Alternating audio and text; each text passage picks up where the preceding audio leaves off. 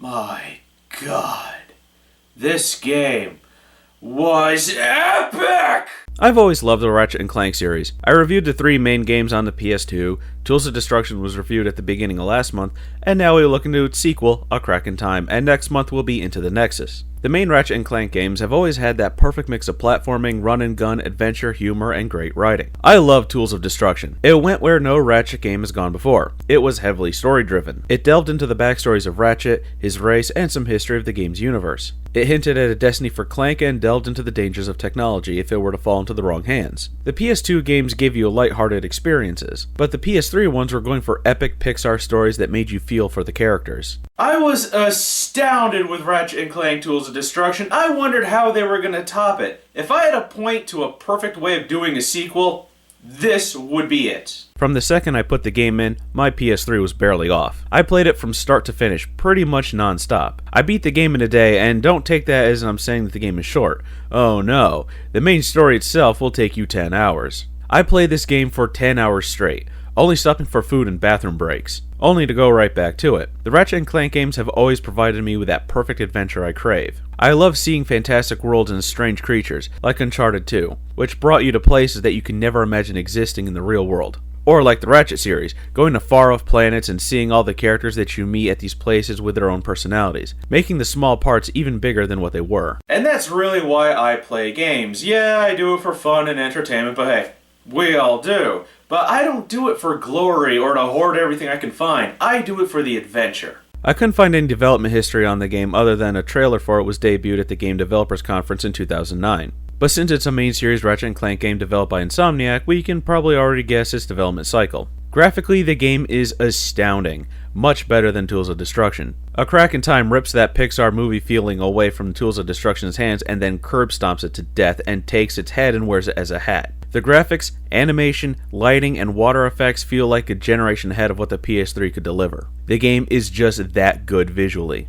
The fur on Ratchet and Azimuth is done really well. That attention to such a small detail makes them look genuinely fuzzy, and the way the light effects work off of Clank and Sigmund, it gives them a realistic metallic look. Along with the fantastic music, this game makes Disney's purchase of Pixar and LucasArts look like a terrible business decision because it puts those two companies to shame. The gameplay is your traditional Ratchet and Clank game. Your running and platforming mixed with run and gun elements we're used to, but the game is broken into 2 sections. If you play Tools of Destruction, Ratchet and Clank are separated because the Sony took Clank. Ratchet's sections deal with platforming and run and gun, while the sections featuring Clank are puzzle and platforming. Because Ratchet doesn't have Clank, his mobility is limited. He can still double jump, but he won't be able to glide or long jump until he gets the hover boots, which add speed when being used, but you have to equip them each time you want to use them. I used to use the long jump for quick getaways, but since you don't have Clank, it's a different control layout to get that speedy getaway feeling. And of course, you're given the usual slew of weapons, but, and I'm sorry to say, these weapons are kinda disappointing. You get the usual starting blaster and glove that throws bombs, and you'll pick up others that are quite cheap and they level up the more you use them. There's a burping gun which will do a varying amount of damage and a varying range depending on when you use it. It's a good weapon, but it's not good for chaotic enemy-filled areas as you'll need to wait for it to do the damage you want it to do. There's a weapon that can create an electric fence, but it's useless. And there's one that creates a ball of energy that you move with a 6-axis controller, and it's not that responsive to it. It's also hard to keep an eye on it to control it when you need to move around to avoid getting hit. It's a good weapon in concept, but not really in execution. Instead of upgrading the weapons with rare titanium, you find weapon mods that you can switch around if you need to, but you'll probably only use one set of mods. The weapons don't hold much ammo either, so you may run out of ammo during longer fights. The best weapon, besides the Rhino, is the one that fires bouncing buzzsaws. I guess you can say that it really cuts down the enemies. They got rid of devices except for the Groovatron, making it a weapon instead. Accessing gadgets is easier as they've mapped it to the D-pad, which is good. The swing shot gave me some issues though. I'd have it selected, press the button, which is also the fire button,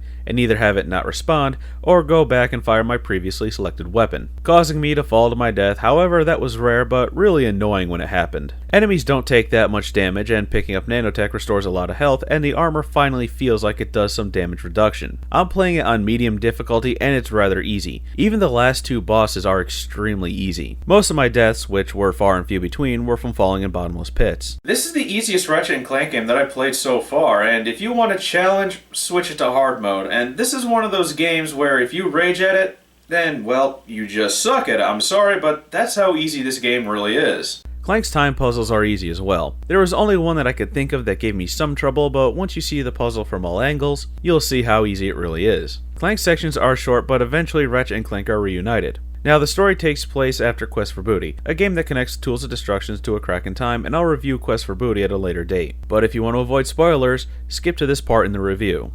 The game starts off with Clank being held prisoner by Dr. Nefarious. The Zoni had actually taken Clank there to be fixed, but Nefarious double-crosses the Zoni and Clank escapes. He finds himself at a place called the Great Clock, and junior caretaker Sigmund helps him train to be the new senior caretaker, as it's his destiny to take over. Orvis, the previous caretaker, creator of the Great Clock and father of Clank, has gone missing. Due to this revelation, we learn that Clank is actually a Zoni because Orvis himself is also a Zoni. So Clank's father is into really big women then, since Clank's mother is an entire robot factory. But hey, it's like riding a moped. It's fun until your friends catch you doing it. Ratchet, on the other hand, has teamed up with Captain Quark to find Clank. Along the way, they hear of a rebel trying to defeat Nefarious, a Lombax by the name of Alistair Azimuth. Azimuth is looking for the Great Clock himself, and he reveals that he's been exiled from the Lombax race because of a mistake. That mistake being trusting Tachyon, the antagonist from the previous game who waged war against the Lombaxes by using their own technology against them. Azimuth plans to use the Great Clock to rewind time so he can correct his mistake, so that way the war never happened and the Lombaxes can live in the dimension they left, which would also bring back Ratchet's parents who were killed, and Ratchet's father was a childhood friend of Azimuth. So Ratchet and Azimuth eventually rescue Clank, and Nefarious reveals his plans to use the Great Clock to wrong all the rights in the universe, essentially fixing all his previous mistakes. As you can see, the central theme of the story is correcting that one mistake, which is something we can empathize with because we've all made a mistake we wish we could go back and correct. We learn that the Fongoids, a race that worships Orvis and the Zoni, were gifted with the ability to time travel as the Zoni can control time. However, the Fongoids abused time travel so much that it caused many paradoxes that it caused a temporal ripple that destroyed 83 planets. Orvis created the Great Clock to fix everything and to keep things going properly. When they rescue Clank, he says that the clock must not be used to alter time because it can destroy the universe. Clank reminds Ratchet about the Dimensionator and the trouble that it caused, and Ratchet agrees that the clock must be left alone.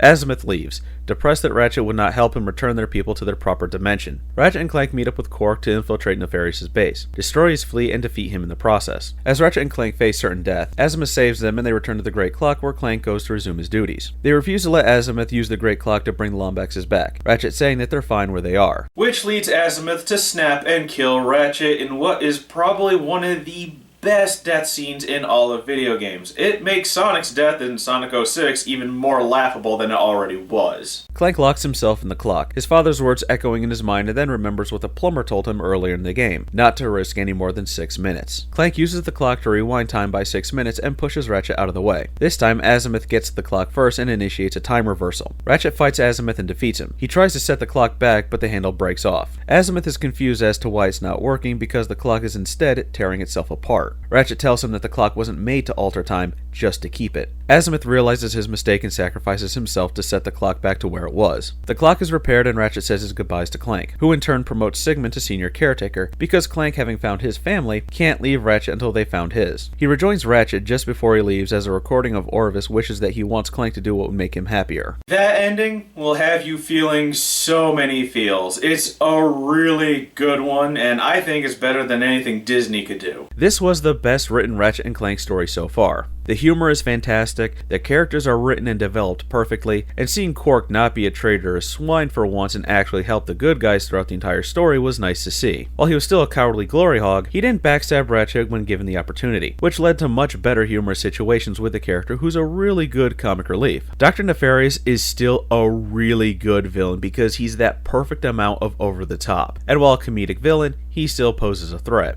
Then there's Azimuth, who is full of regret, but it's hard to gauge his motives. He says he wants to turn back time to bring the Lombaxes back to the rightful dimension and prevent Tachyon from coming to power, which is a selfless reason. Or is he doing it so he would no longer be banished by the Lombaxes and therefore be with his people, which is a selfish reason? I am leaning towards more selfish reasons, because he seems more upset that he was exiled because the Lombaxes are fine where they are, and he really just wants to rejoin them more than anything else. During the fight with Azimuth, he brings up the fact that there's no more Dimensionators, which hints that if he did have one, he would probably go to the new Lombax planet and ask for forgiveness. Because Ratchet isn't concerned with finding the Lombaxes, nor is the race concerned with returning to their own dimension, otherwise they may have returned to scope it out, it sends the message that Azimuth is doing it purely to benefit him more than to fix a mistake. Can't really blame him though, he's probably pretty lonely and maybe a little crazy from so much isolation. Azimuth is sort of a father figure to Ratchet, but yet wasn't needed to play that role because Ratchet doesn't need a father figure. Maybe in the first game, but not after that. You can tell that they tried to make Azimuth fit that role, but at the same time they knew it wasn't going to work, so they dropped it rather quickly. In my opinion, this is probably the most perfect Ratchet and Clank game so far, and is one of the best 7th generation games.